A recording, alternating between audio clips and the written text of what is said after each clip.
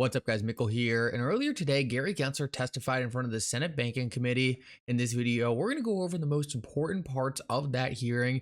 Did Gary Gensler finally get grilled on some tough questions? In this video, I'm going to recap that, as well as talk about something that has really confused the XRP community for a while now, and that is the difference between XLM and XRP. Earlier today, XLM came out with a massive announcement, and in this video I want to break down why so many people were so disappointed with this announcement and really get into the difference between XRP and XLM. I think a lot of people make a fundamental mistake when comparing these two assets. Make sure to stick around for that.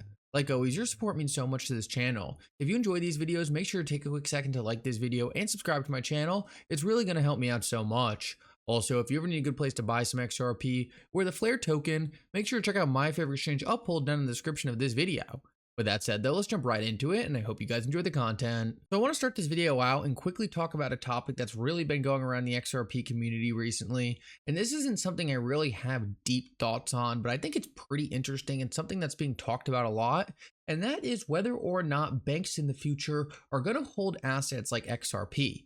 Now, there are a lot of very smart people in our community saying that Ripple is 100% pivoted from banks. Banks are not going to be holding or using XRP. And I just want to give my perspective on why I kind of disagree with this. First of all, I don't really understand that narrative from the perspective that they won't ever use XRP, because right now we see Ripple working with central banks all around the world. In fact, Ripple is already working, or at least talking, to close to 20% of the central banks on Earth right now. For me, that kind of seems like they are working with banks, and banks do have some interest in using the XRP ledger. Now, whether or not they use the public XRP ledger or a private version of the XRP ledger, I think personally they're going to use a private version of the XRP ledger that ultimately hooks up to the public ledger. We'll have to see exactly how that plays out, but the other thing is, will banks hold XRP? Now, in my opinion, if they are using the private XRP ledger, then they're probably going to have some incentive to hold XRP. Now, a lot of people say, why would banks hold this asset? They're risk averse. They don't want to hold volatile assets. And I kind of disagree with that. Banks make extremely risky loans to startup companies, and these startup companies go bankrupt. Now, these investments aren't liquid, but they're definitely extremely volatile and high risk. Now, the other thing I want to point out here is we're going to have a lot of very interesting ways to generate yield with these digital assets in the future that banks are going to want exposure to. Say you could hold XRP and lend it out for 3% yield every single year. This might be highly interesting to banks who right now only really rely on treasuries to generate yield. When banks finally have a way to get yield from these protocols in a compliant manner, I think they're going to step into that opportunity in a very big way. Now, in order for them to take advantage of these opportunities, they're going to have to hold a lot of these digital assets and use them. And maybe it's not the traditional banks that we know of today taking advantage of these opportunities. Maybe some of them will and some of them won't. But I know for sure that the next generation banks we're going to see created over the next couple years are definitely going to be holding and utilizing digital assets to help create yield and a return for their customers. Overall, I just think it's a little short-sighted to say banks will never touch XRP or use XRP.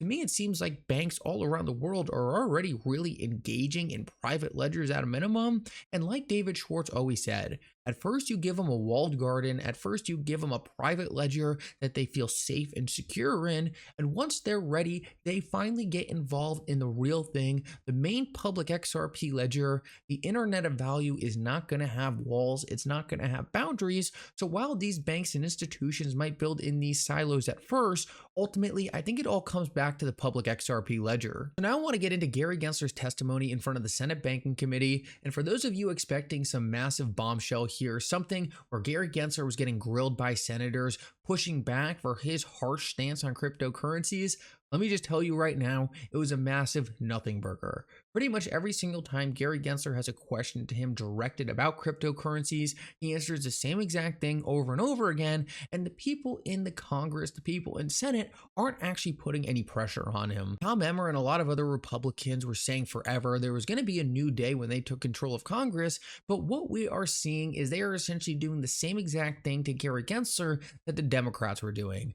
They ask him softball questions. They don't actually ever subpoena him. And at the end of the day, we're really just getting nowhere. Gary Gensler is being allowed to do whatever he wants at the SEC, and the only pushback he is really getting is from the courts. Going forward, I really don't have any expectations that Congress or the Senate is going to put any real pressure on Gary Gensler, and he's just going to be allowed to do whatever he wants unless the courts try to put a stop to it. Now, the courts really have been putting a stop to it. They've been the saving grace in this entire thing. And the main reason I just point this out is because a lot of people put so much faith in a certain political party one way or the other. And at the end of the day, they're just both being so soft on Gary Gensler. I wanted to play you this clip of John Deaton talking about this because I think he really nails the main issue right here. Congress and the Senate have the power to rein in on Gary Gensler. They're just not doing it. Listen up to this. I'm at the point now where I'm frustrated, and I know you are, because enough of the damn letters, man. It is time to issue subpoenas, congressional subpoenas, where they do not get complied with. You get a court order, you send the marshal down there to start bringing people in before the committee. It's rarely done. I don't know why. It's why I hate Democrats and Republicans together equally, because they seem to almost have this unwritten rule. Well, we won't go that far. We'll write letters and we'll pontificate and we'll engage in rhetoric, but we're not going to actually institute some type of change. It is time for that. Gary Gensler is a cancer on the American economy. He is a cancer on innovation. And it's not just him, but he's the head of the SEC. They're leading the fight. It is time to get him out of there by putting pressure and real oversight.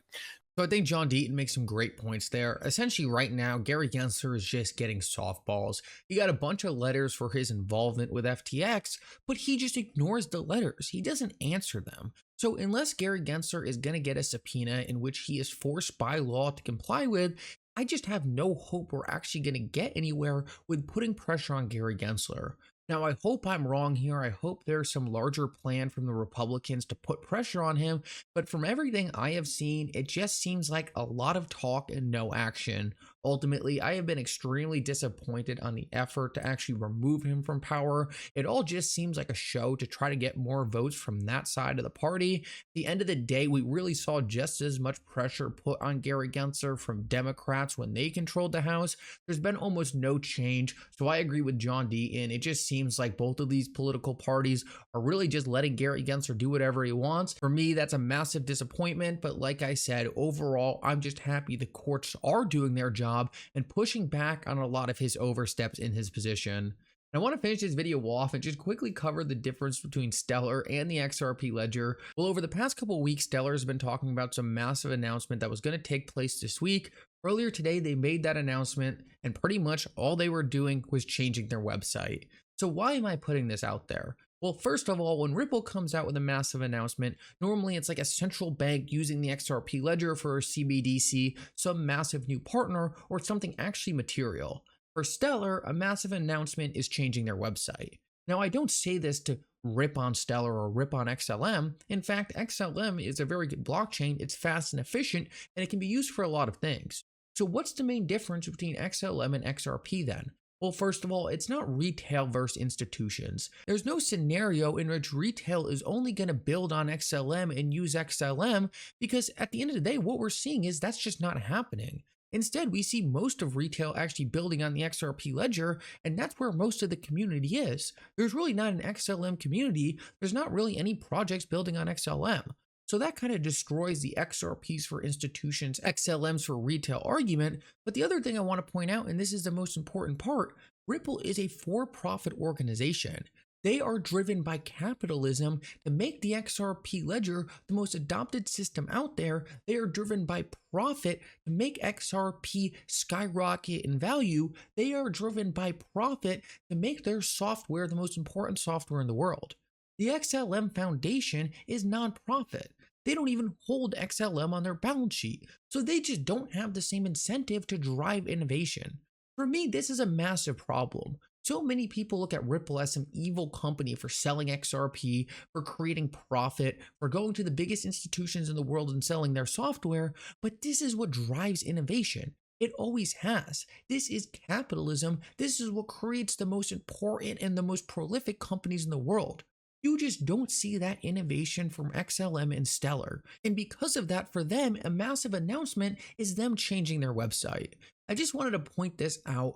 I personally hold a very small amount of XLM. I'll probably never buy more again. I'll just add more XRP. But the main reason I put this out there is because I know a lot of people look at XLM as some retail version of XRP. Guys, at the end of the day, just look where the development's happening. It's all happening on the XRP ledger. Hardly anything is happening over at XLM. And for them, a big announcement is changing their website.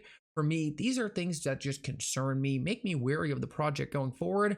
I just don't see how they beat the XRP ledger in the long run. Anyway, guys, thank you so much for coming. I hope you enjoyed this update. If you did, make sure to like and subscribe. It really does mean so much. And for now, Mickle out.